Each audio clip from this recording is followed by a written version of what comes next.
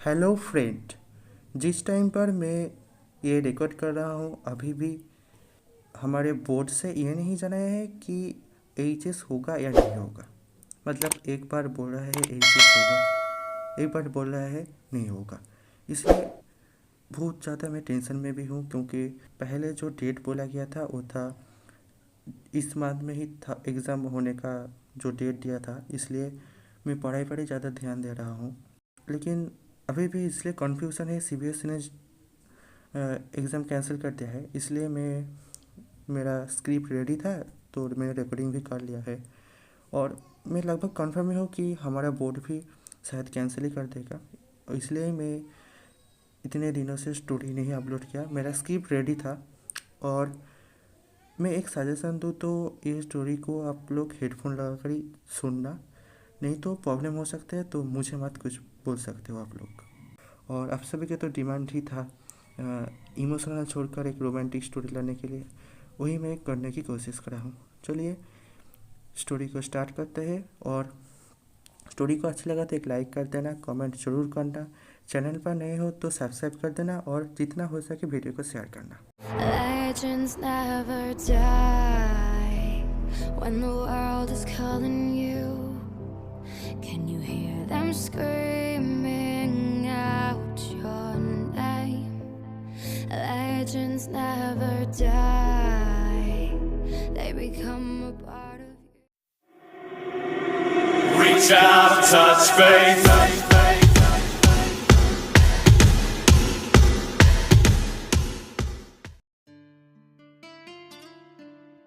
Mitsuo और मित्सुमिरे दोनों एक दूसरे के बहुत पास में है। मित्सुओ सुमिरे के सामने और सुमिरे मित्सुओ के सामने खड़ा हुआ है। दोनों एक दूसरे के तरफ ही देख रहा है। आसपास में और कोई नहीं है। धीरे धीरे एयर फ्लो हो रहा था। सुमिरे और मित्सुओ एक दूसरे के इश्क में इतना डूबा हुआ था कि एयर में से भी इश्क का स्मेल आने लगता है। दूर में कहीं पर एक रोमांटिक सा म्यूजिक बज रहा था। जो एयर बह रहा था उसमें से सुमिरे का बाल में उड़ रहा था थोड़ा थोड़ा। मित्सुओ अपने हाथों से सुमिरे का कान के पास की बाल ठीक कर देता है और मित्सुओ सुमिरे के गाल को पकड़ता है और दोनों से और भी ज्यादा नजदीक आता है। जहां पर उन दोनों था वहां पर बहुत सारे चेरीज की पेड़ था।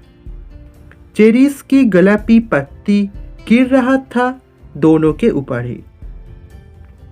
दोनों के फेस एक दूसरे के इतना करीब चला गया था कि दोनों के मुंह से जो भाप निकल रहा था वो दोनों फील कर पा रहा था एक दूसरे का। मित्सुओ अपना फेस को और भी नजदीक लेकर जाता है और दोनों नोज टच होता है। दोनों के होठ लगभग टच हो ही रहा था। मित्सुओ रुकता नहीं है, अपना फेस को धीरे धीरे और भी नजदीक लेकर जाता है। दोनों होठ के बीच से जो रश्मि आ रहा था वो धीरे धीरे कमता जा रहा था। आखिर में दोनों होठ चिपक जाता है एक दूसरे के साथ। दोनों को ही बॉडी बहुत ज्यादा वार्म हो गया था। दोनों ही एक दूसरे को छोड़ना नहीं चाहता था। कुछ देर बाद सुमिरे के कान पर एक साउंड आता है। कोई उसको पुकार रहा था शायद। धीरे धीरे वो साउंड और भी ज्यादा गहरा हो रहा था और क्लियर भी हो रहा था। सुमिरे सुनता है कोई बुला रहा है उसे। मिस सुमिरे उठ जाइए, सुबह हो गया है, अब हमें शूटिंग पर जाना होगा। मिस सुमिरे उठ जाइए, नहीं तो हम लोग लेट हो जाएंगे। सुमिरे प्लीज उठ जाइए। सुमिरे का आंख खोलता है। सुमिरे देखता है वो तकिया को कसकर पकड़ा हुआ है और तकिया को ही किस कर रहा है। सुमिरे उठ जाता है बेड से। सुमिरे देखता है उसके सामने उसके मैनेजर खड़ा हुआ है।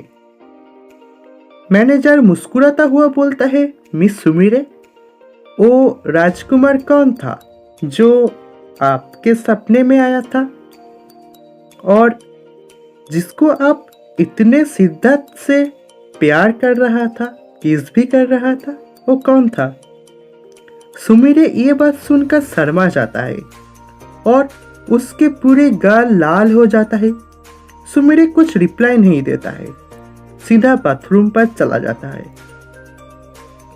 फ्रेश होकर शूटिंग के लिए निकल जाता है दोनों। और दूसरी तरफ हमारा प्यारा मित्सु घोड़े बेचकर खर्राटे मार रहा था और एक डाइन की सपने देख रहा था। मतलब सपने में देख रहा था कि वो और मिचिको डेट पर गया है और वो दोनों जब डेट के असली काम करने ही वाला होता है तब मित्सु देखता है मिचिको का फेस चेंज हो जाता है और एक डरावना फेस बन जाता है, जो फेस था मॉम के गुस्से वाला फेस। मित्सु जैसे ही मॉम के फेस को देखता है, मित्सु तो डर जाता है और चिल्लाता है जोर से। मित्सु सपने में ही देखता है कि गुस्से वाला मॉम का फेस बोल रहा है उसको, मित्सु तुम लेट हो गए हो, कितने देर तक सोते रहोगे, तुम्हें स्कूल भी तो जाना होगा। मित्सु का आंख खुलता है। मित्सु देखता है उसके सामने उसका मॉम है और उसकी मॉम बहुत गुस्सा हो गया है। फिर मित्सु देखता है वो स्कूल के लिए लेट हो गया है। मित्सु जल्दी से रेडी होकर आधा ब्रेकफास्ट कर ही स्कूल के लिए निकल जाता है। भागते भागते मित्सु स्कूल पर पहुंचता है। जब तक मित्सु स्कूल पर पहुंचता है तब तक लेट हो गया था वो। फर्स्ट क्लास स्टार्ट हो चुका था। मित्सु क्लास पर एंट्री करता है। सर मित्सु को देखकर ही डांटता है। सर मित्सु से पूछता है कि उसने अपना होमवर्क करा या नहीं।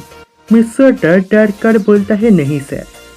सर और भी ज़्यादा गुस्सा हो जाता है मित्सु के ऊपर और भी ज़्यादा चिल्लाता है मित्सु के ऊपर। सर मित्सु को क्लासरूम के बाहर खड़ा कर देता है। मित्सु क्लासरूम के बाहर खड़ा होकर सोचता है, मैं कितना अच्छा सपना देख रहा था मिचिको को लेकर, लेकिन मॉम ने आकर सब कुछ बिगड़ा दिया। मित्सु सपने में खो जाता है और उस सपने के अंदर ही हावी हो जाता है फिर से सोचते सोचते। सर गेट ओपन कर मित्सु को रूम के अंदर आने के लिए बोलता है, लेकिन मित्सु कोई रिप्लाई ही नहीं देता है।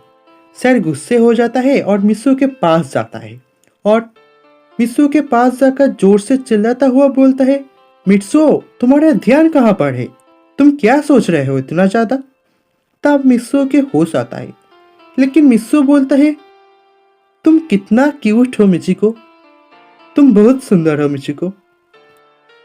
सर ये बात सुनकर और भी गुस्सा हो जाता है मित्सु के ऊपर। सर और भी ज्यादा डांटता है मित्सु को। सर मित्सु को बोलता है, आज स्कूल खत्म होने के बाद मित्सु अकेला ही स्कूल के जेंट्स टॉयलेट को साफ करेगा। सर ये बोलकर क्लासरूम के अंदर चला जाता है। क्लासरूम के अंदर सभी बच्चे मित्सु के ऊपर हंस रहा था और मिचिको बहुत ही ज़्यादा इरिटेट फील कर रहा था। रिसेस के टाइम होता है। मित्सु मिचिको के पास जाकर बैठता है, लेकिन जैसे ही मित्सु मिचिको के पास जाकर बैठता है, मिचिको वहाँ से उठकर चला जाता है। मित्सु मिचिको को बुलाता है पीछे से, लेकिन मिचिको मित्सु का कोई रिप्लाई नहीं देता है, ना पीछे मुड़कर मित्सु के साथ कोई बात करता है। मित्सु यह देखकर हैरान हो जाता है। फिर से मित्सु मिचिको को बुलाता है और पीछे से जाकर मिचिको के हाथ पकड़ता है। मिचिको ये देखकर सभी के सामने मित्सु को एक थप्पड़ मार देता है। मिचिको बोलता है, मैं तुम जैसे बुद्धू के साथ बात करना नहीं चाहता हूँ और तुम मेरे पास आना भी मत। लोग तुम्हारे साथ मुझको देखकर क्या समझेगा, लोग तो मुझे भी बुद्धू समझेगा तुम्हारे जैसा। तुम मेरे पास कभी आना भी मत, मुझसे दूर ही रहना। मित्सुओ को इतना कुछ बोलकर मिचिको वहां से चला जाता है। मित्सुओ ये सब बात सुनकर बहुत ही ज्यादा उदास हो जाता है। स्कूल के क्लास खत्म होने के बाद मित्सुओ अपने काम खत्म करता है। काम खत्म होने के बाद अकेला अकेला ही घर आता है। उदास होकर बहुत ही ज्यादा मित्सुओ घर आकर अपने रूम पर जाकर बेड पर लेट जाते हैं।